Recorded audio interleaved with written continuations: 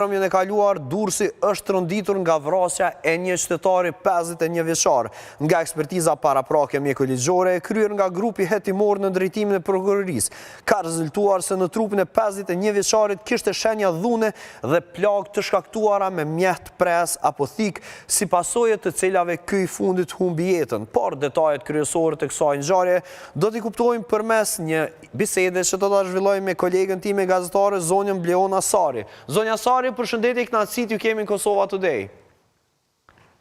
Ju përshëndet, kënaqësia është e ime. Edhe njëherë të rënditet Durrësi, por realisht janë kuptuar prapaskena deri në këtë moment se është një vrasje e momentit apo ka ndonjë prapavi tjetër ky krim? Në fakt, po bëre një hyrje ashtu siç edhe ngjarja është, një ngjarje shumë e rëndë është regjistruar në Durrës në mbrëmjen e djeshme rreth orës 19:30 kur një 51 vjeçar identifikuar si Valon Beqiri u gjeti pa jetë në një apartament, i cili sipas hetimeve edhe nga drejtoria vendore e policisë së Durrësit u vërtetua se në fakt ishte një banesë e cila ishte lënë për të kujdesur 51 vjeçarin nga kushërira e tij e cila jetonte në Greqi për disa vitesh dhe kishte lënë banesën dhe çelësat për të ruajtur pra dhe për ta mirëmbajtur ata. Ndërkohë që sipas edhe hetimeve, 51 vjeçari disa herë u telefonua nga familjarët e tij për disa orë, por nuk përgjigje. Ishte ky shqetësim i cili bëri që nipi i tij të shkonte dhe të kontrollonte në banesë për të parë nëse ishte ose jo, le të themi, aty i afërmi i tij dhe u përball me 51 vjeçarin të shtrirë në tokë dhe të plagosur disa herë në trup, një plagë e cila sipas edhe një ekspertize mjekëligjore që u nështrua, rezultoi që ishte kryer nga një tik, nga një mjetpres, një tik guzhine e cila kishte qenë në banesë. Dhe në fakt ka pasur një le të themi vështirësi në fillim për shkak se zona ka qenë një zonë periferike, lagja numër 12 në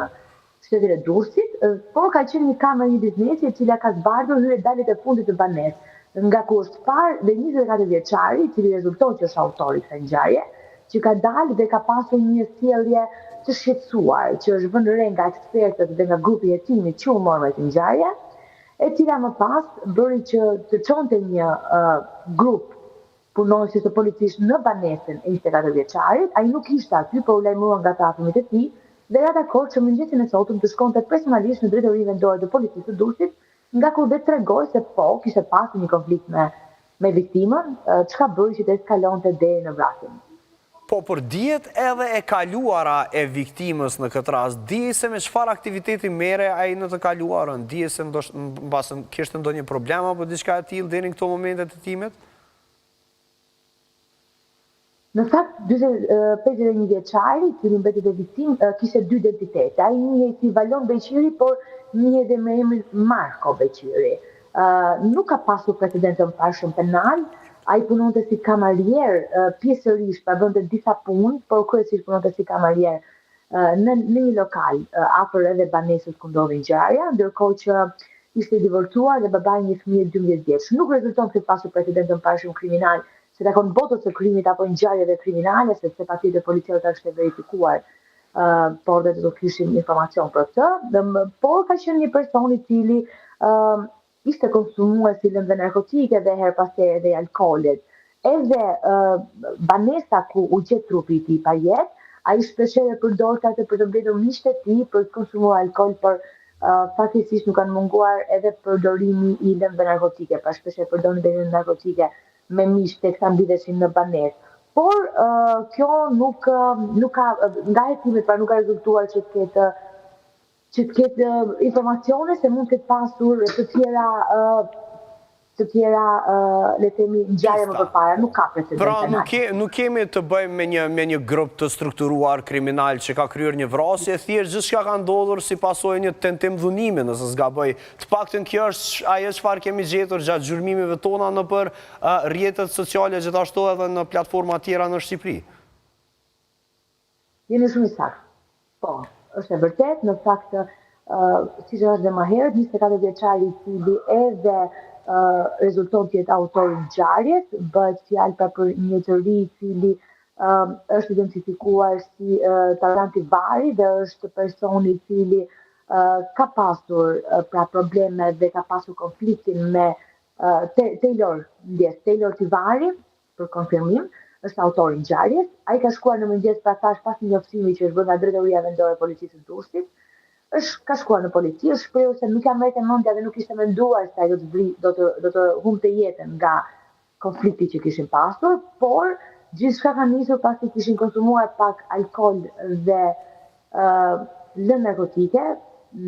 Nuk ka një informacion se cili lloj ka qenë lëna narkotike, dhe mëtej ka qenë një tentativë përdhunimi nga ana e 15 vjeçarit, ka thënë autori. Dhe grupi i hetimit që është marrë, kreu i grupit të hetimit me cilin kanë pasur mundësi të komunikoj, është shprehur që në fakt djali në bazë të verifikimeve që ka dhënë, në bazë të deklaratave që ka dhënë për orën, për mënyrën si ka shkuar, sa herë, kush kishte qenë më herët, të tjera detaje si këto janë të gjitha të përputhshme me deklaratën se janë bërë dhe veprime të përkatëse. Tentativë përdhunimi, ka thënë Iliu, ka qenë shkaku i zënkës së tij, e cila ka eskaluar dhe mëtej Iliu thotë se ka parë një guzhine në dhomën ku ndodhi ngjarja dhe ka qelluar, por prap ai është shprehur se ka qenë shumë i tronditur kur është larguar nga banesa dhe nuk ka menduar që 51 vjeçari do të ndronte jetë nga plagët që mori, ndoshta në fakt kishin bëjnë me të paktën 3 plagë, të cilat ishin të thella konsiderueshme dhe i shkaktuan edhe vdekjen 51 vjeçarit, por i janë konstatuar dhe shëjadhune, pra ka pas një përleshje me tyre, fillimisht dhe është përdorur edhe arma e kësopit. E qartë, zonja Sari, është shumë kënaqësi të merrja gjitha këto informacione nga ju. Urojmë që në të ardhmen të kemi rastin të bisedojmë për gjëra më pozitive. Faleminderit që ishe me ne. Patjetër, faleminderit ju. Atëherë miq, ishim tek zonja Sari, bashkë me zonjën Sari folëm edhe për një vrasje e cila tronditi ditën e djeshme Durrësin, e cila në fakt nuk na delte një nga ato vrasje